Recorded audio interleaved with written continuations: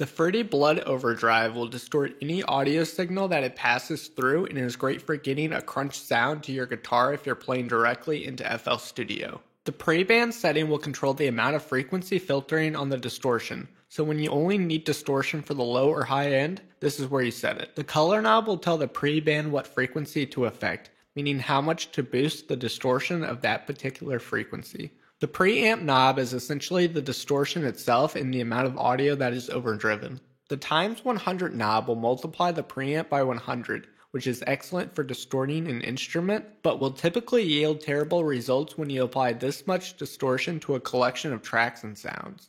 Post filter allows you to fine-tune the frequency response of the sound further after it has already gone through the distortion. The post gain is essentially the final volume control. Suppose the sound is clipping. Lower this knob because lowering the preamp will remove distortion in your sound.